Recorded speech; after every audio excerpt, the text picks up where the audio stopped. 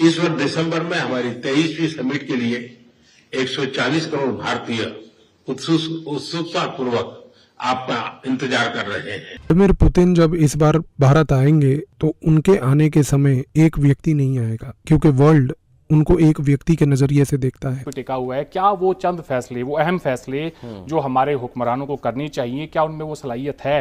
जाएगी। अच्छा, अमेरिका इनको डिग्रेड नहीं कर सका जो उनका मकसद था। लगा रहा वो डिग्रेड नहीं कर सका। क्यों?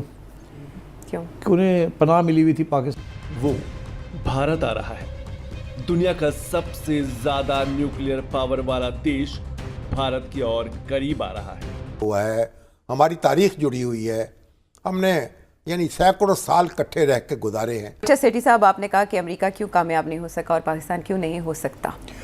दुनिया को कच्चा तेल बेचने वाला बादशाह जल्द ही दिल्ली में दस्तक देगा और वो है रूस के राष्ट्रपति व्लादिमीर पुतिन। 4 दिसंबर को भारत पहुंचेंगे। और इनको कहा जाता है पुतिन के इनर सर्कल। ये क्यों मैटर करते हैं? इसलिए क्योंकि ये पुतिन के पूरे बिहेवियर को गाइड करते हैं। और इस बार जब पुतिन बड़े मुद्दों की बात करें तो रूसी बाजार में भारतीय कंपनियों को कैसे विस्तार दिया जा सकता है, औद्योगिक सहयोग को मजबूत करने पर बात हो सकती है, संयुक्त परियोजनाओं को और लागू करना, उनकी समीक्षा करने पर बात हो सकती है, उच्च तकनीकों में सहयोग को बढ़ाने पर भी चर्चा होगी, भारत से कुशल मानव संसाधन रूस ले जाने के मुद्दे पर भी बात होगी। नमस्कार दोस्तों, रशिया के राष्ट्रपति पुतिन भारत आ रहे हैं और मोदी जी पुतिन का इंतजार कर रहे हैं।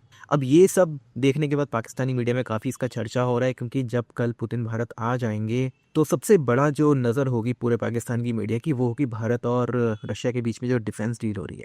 क्योंकि ऑपरेशन सिंदूर के बाद जो है बहुत ज़्यादा हालत ख़राब है पूरी पाकिस्तानी मीडिया की, पाकिस्तानी फ़ौज की, पाकिस्तानी इस्टेब्लिशमेंट की।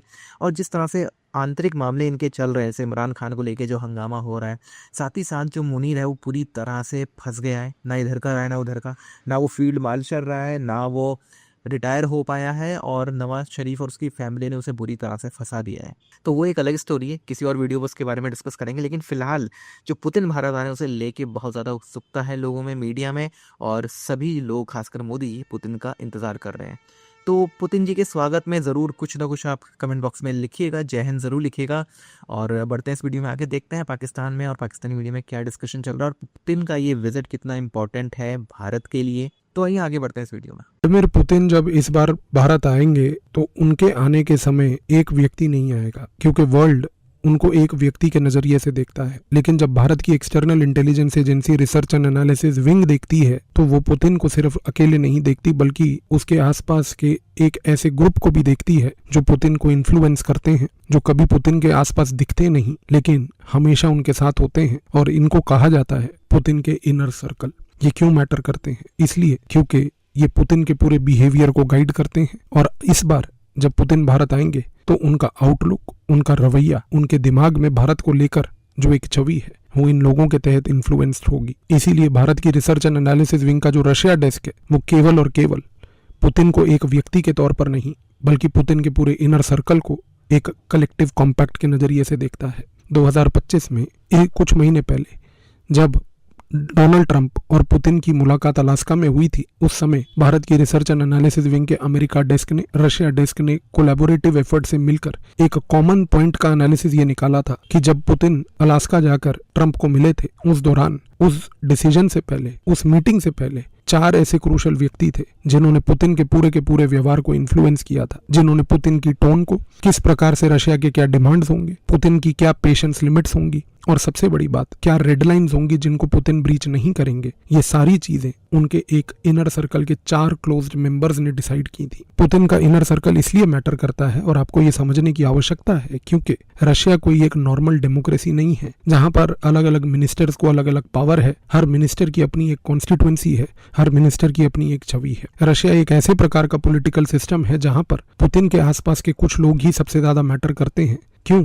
क्योंकि पुतिन की चाइल्डहुड में पुतिन ने एक बहुत वैल्यूएबल लेसन लर्न किया था, और वो लेसन ये था, never trust too many people. बहुत ज्यादा लोगों पर कभी भरोसा मत कीजिए। इस रीजन से आप देखिए कि पुतिन का जो इनर सर्कल है वो केवल और केवल सिर्फ छोटा ही नहीं बल्कि वो एक्सट्रीमली स्टेबल है। पिछले 20-22 सालों से जो लोग उस इनर सर्कल में हैं वो कॉमन है, और ये लोग बड़े डेंजरस भी हैं। इसलिए डेंजरस हैं क्योंकि ये पुतिन के साथ हर एक परिस्थिति में रहे हैं। जब रशिया ने लड़ाई लड़ी है तब भी ये साथ थे, जब रशिया के ऊपर अग्रेसिव लेवल पर वेस्टर्न कंट्रीज के सैंक्शंस लगे तब भी ये साथ थे, जब वेस्टर्न कंट्रीज रशिया को ह्यूमिलिएट कर रही थी तब भी ये साथ थे, जब रशिया ने पूरे विश्व तौर पर अलग अलग डिप्लोमेटिक फाइट्स लड़ी यही इनर सर्कल साथ था, जब अमेरिका ने राजनीति करके, कूटनीति करके, ग्लोबल ऑयल प्राइसेस को क्रैश करके रशिया को इकोनॉमिकली हर्ट करने की कोशिश करी, ये लोग तब भी वहीं थे।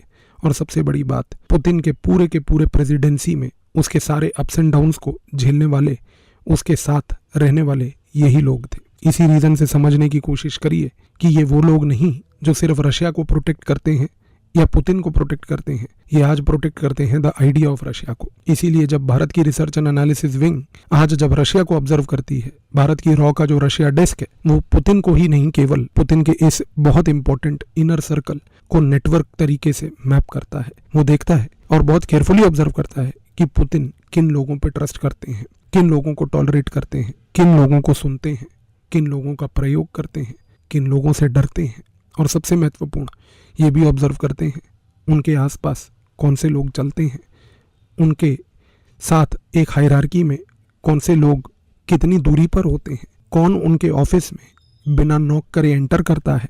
वो ये भी ऑब्जर्व करते हैं कि उनको जब कोई क्राइसिस हो जाता है तो कौन, एक वो जिसमें हमारे पास माजी के जो जख्म है उन्हें हम कुरेदते रहें, जैसे हमने कि खुद ही हमेशा लगाए हैं। और दूसरा रास्ता ये है कि हम कोई इस 2.25 अरब की आबादी के रोशन मुस्तकबिल के लिए कोई अच्छे, कोई मुस्बत पैगाम दें और ये देखने की कोशिश करें कि आखिर हमारी इन कौमों का मुस्तकबिल जो है वो हमारे चंद फैसलों पर टिका हुआ है। क्या वो चंद फैसले, वो अहम फैसले जो हमारे हुक्मरानों को करनी चाहिए, क्या उनमें वो सलाहियत है?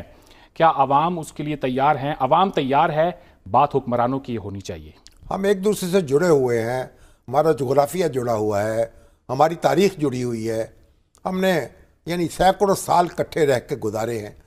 तो अब करना क्या चाहिए, आप क्या समझते हैं? मैं ये समझता हूं, जी मैं ये समझता हूं कि जो लो हैंगिंग फ्रूट्स हैं सबसे पहले तो उनको ग्रैब करने की जरूरत है।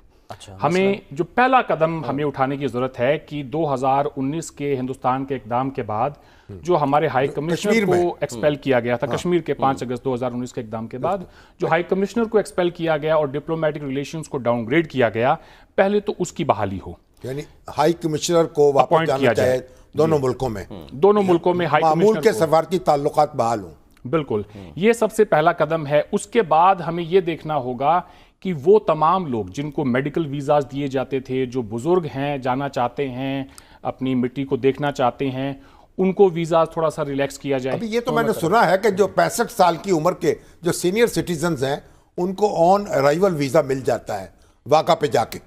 ये एक अग्रीमेंट है हमारे पास 2012 का, लेकिन जिस तरह से इम्प्लीमेंट होना चाहिए वैसे हो नहीं रहा।